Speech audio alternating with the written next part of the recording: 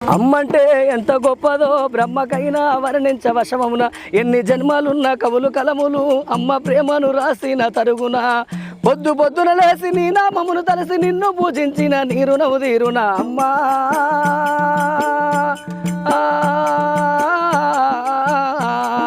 కమ్మనైనా అమ్మ పాట వింటే మనసుకు కాదు మరువ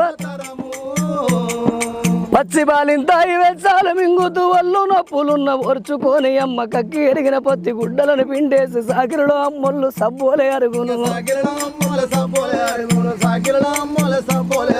చిన్న నోట అమ్మ అమ్మని అంటే కావురంగానే మారాము చేస్తే పావురంగా అమ్మ చెంపను గిల్లి ముద్దాడి సంకన ఎత్తుకుంటది